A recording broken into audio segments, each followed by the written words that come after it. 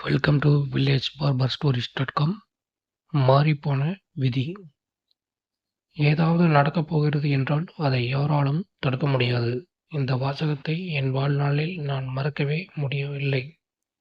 என் வாழ்நாள் முழுவதும் இதை நான் நினைவில் வைத்திருப்பேன். ஏனெனில் இது என் மீது பெரும் தாக்கத்தை ஏற்படுத்தியது. மேலே உள்ள வாக்கியம் உண்மையா இல்லையா என்று இதுவரை நான் யோசித்ததில்லை. ஆனால் இப்போது நான் ஒப்புக்கொள்ளவே வேண்டும்.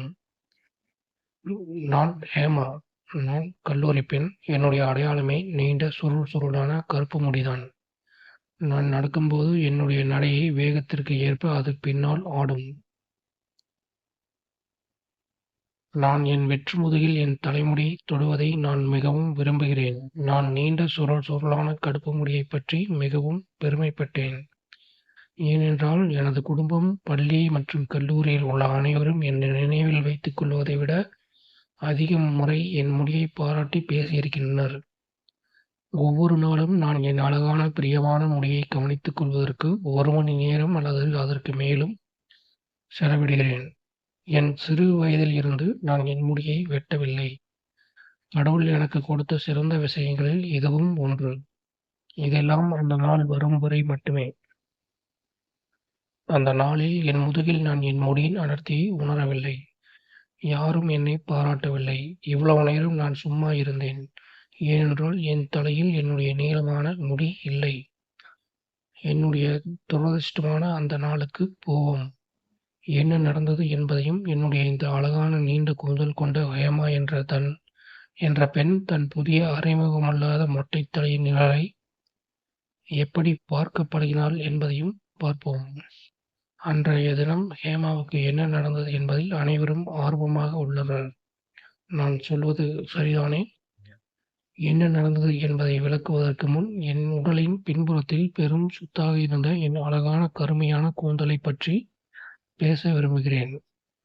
என்னுடைய நீளமான முடி மிகவும் தடிமனாகவும் சற்று சுருளாகவும் இருந்தது.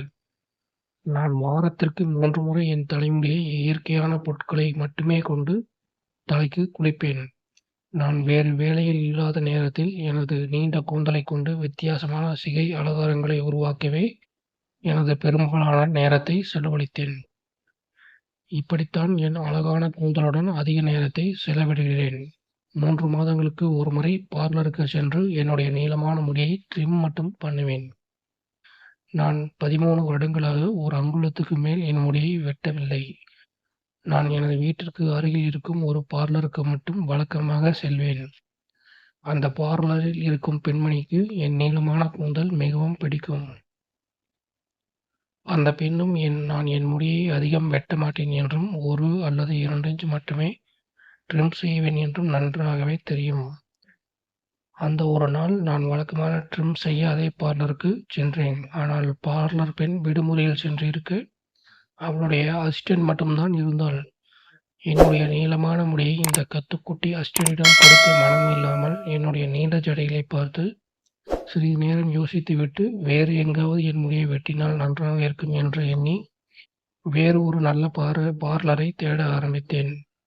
1 மணி நேர தேடலுக்கு பிறகு என் இடத்திலிருந்து சற்று தள்ளி ஒரு அழகு நிலையம் கிடைத்தது.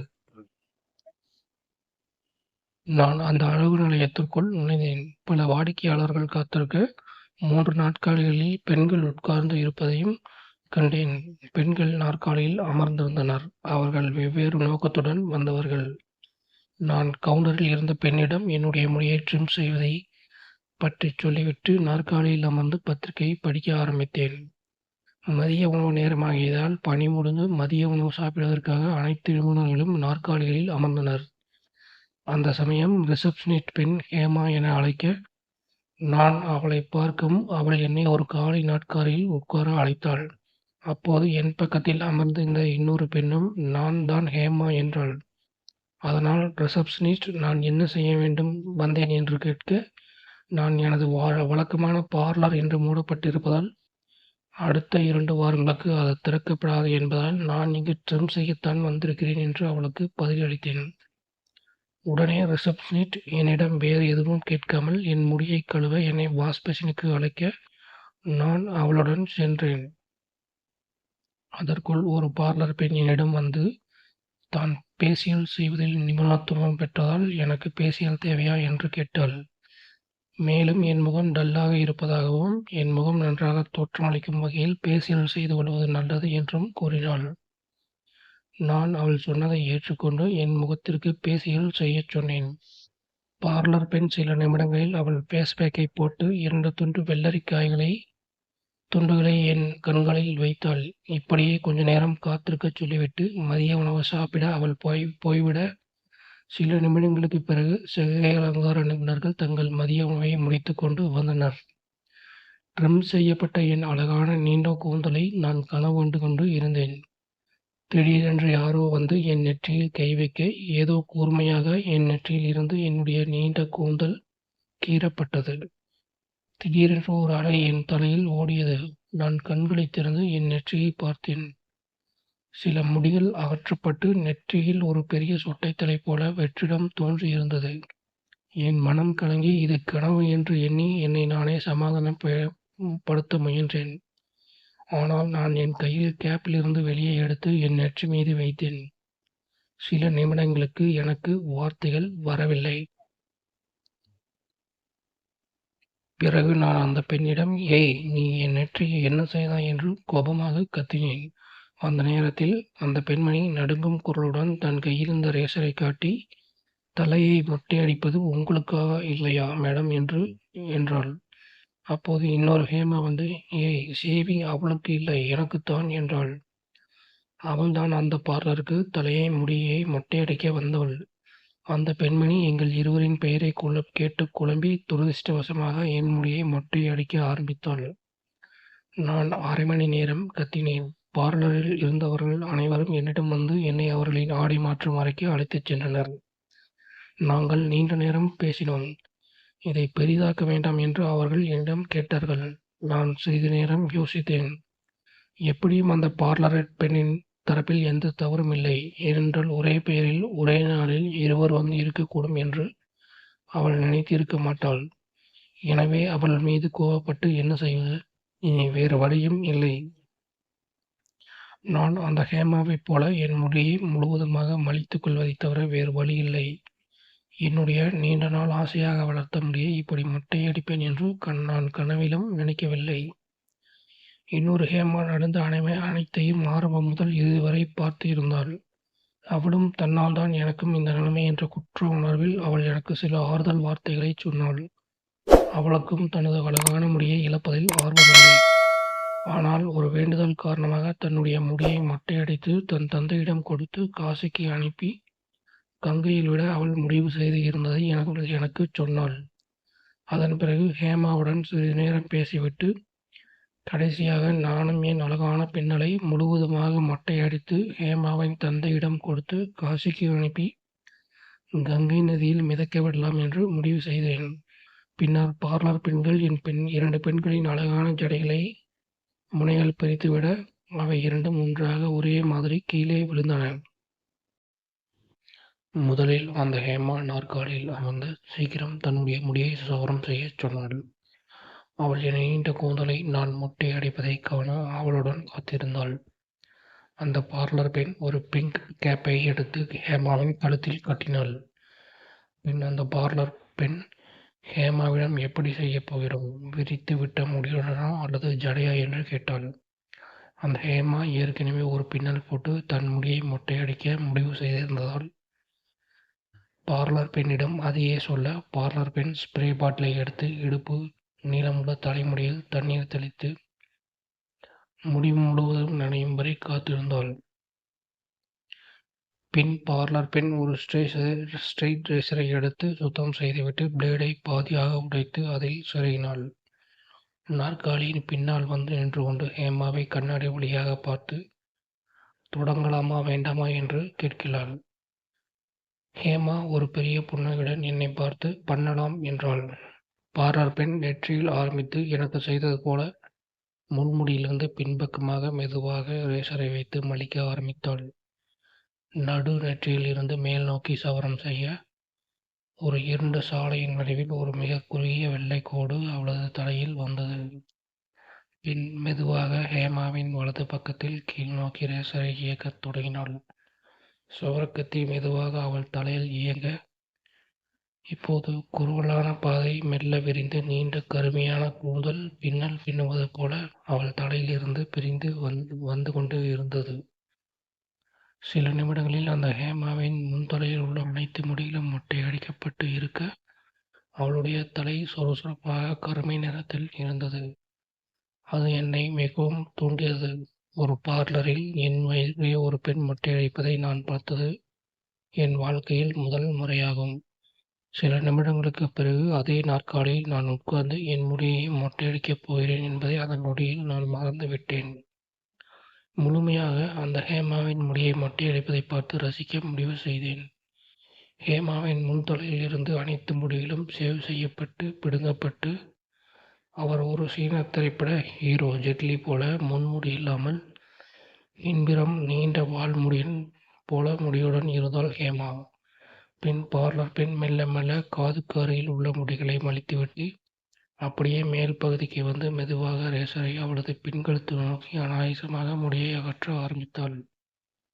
சில நிமிடங்களில் தடிமனான பின்னால் அவள் தலையுடனான தொடர்பை இழந்து மெதுவாக தரையை அடைந்தது. அந்த நேரத்தில் ஹேமாவை தலையில் முடி இல்லாமல் பார்த்து அதிர்ச்சி அடைந்தேன். ஆனால் அவள் அந்த மொட்டை தலையிலும் பார்க்க மிகவும் அழகாக இருந்தாள்.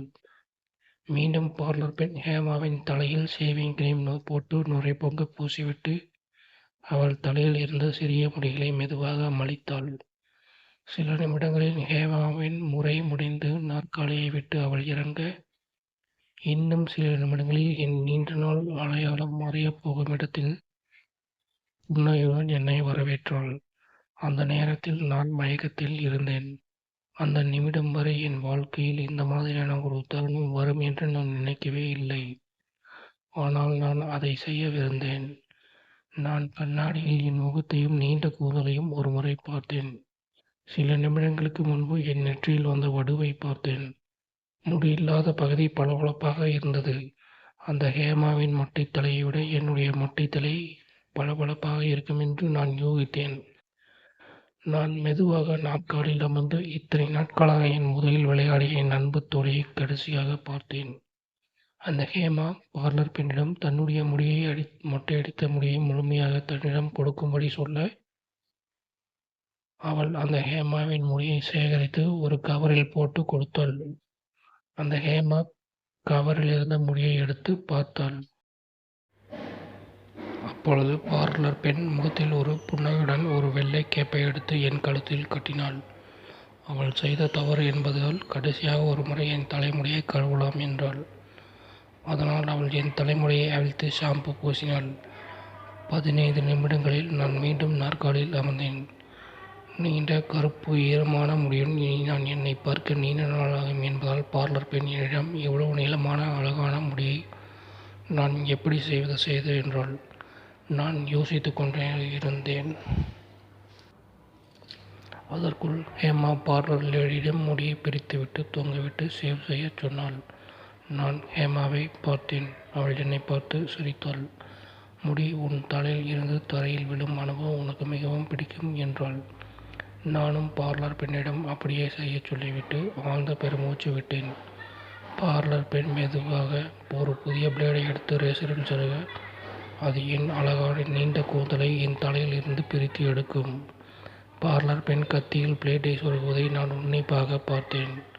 நான் இதுவரை பார்க்க மிகவும் வேடிக்கையாக இருந்தது. அவள் சீப்பை எடுத்து ஈரமான முடியை கலைக்க என் தலைமுடியில் சீப்பை வைத்து சீவினாள். சில நிமிடங்கள் நீண்ட கூந்தலுடன் கண்ணாடியில் என் பிரதிபலிப்பை பார்த்து கொண்டு இருந்தேன். ஹேமா பார்லர் பெண்ணிடம் என் தலையை 3 பகுதிகளாக பிரித்து இருபுறமும் மொட்டையடித்துவிட்டு நடுப்பகுதிக்கு வரச் சொன்னாள். அது கொஞ்சம் வேடிக்கையாக இருக்கும். ஏன் அப்படி தலையை மொட்டையடிக்கச் சொன்னாள் என்று எனக்கு தெரியவில்லை. நான் அதை ஏற்றுக்கொண்டேன். பின்னர் பார்லர் பெண் என் தலைமுடியை 3 பகுதிகளாக பிரித்து மெதுவாக அவள் தலையின் வலது பக்கத்தில் இருந்து தொடங்கினாள்.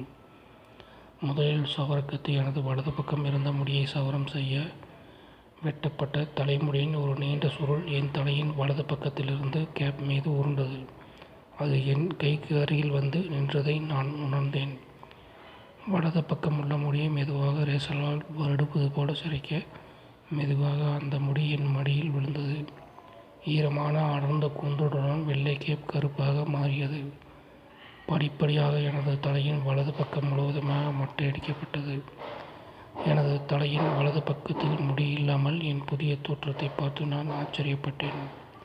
ஹேமா நான் தலையை மொட்டையடிப்பதை ஆர்வமாக பார்த்து கொண்டு இருந்தாள்.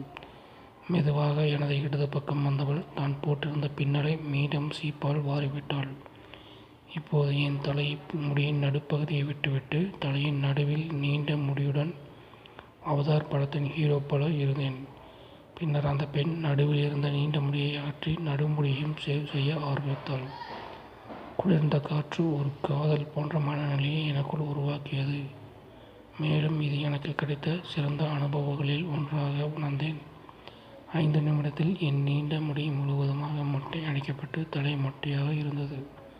20 நிமிடங்களுக்கு முன்பு நான் நீண்ட பிக்டெயில்கள் கொண்ட ஒரு மிக அழகான பெண்களில் ஒருவள். ஆனால் இப்போது கேப் மீதும் தரையிலும் என் முடிகள் சிதறி கிடைக்க கொஞ்சம் முடியோடு அமர்ந்திருந்தேன். நான் கேப்பில் இருந்த முடியை பார்த்தேன். என் கண்ணிலிருந்து ஒரு சிறிய கண்ணீர் துளி என் முடியின் மீது விழுந்தது. என்னை விட்டு விலகாத என் நீண்ட நாள் துளியிடம் என் கண்ணீர் துளியுடன் நான் விடைபெற்றேன். அந்த பார்லர் பெண் ஷேவிங் கிரீமில் எனது மொட்டையடித்த தலையை சவரம் செய்து என்னை மென்மையாகவும் பளபளப்பாகவும் மாற்ற மெதுவாக சவரக்கத்தியை வைத்து ஷேவிங் செய்தாள்.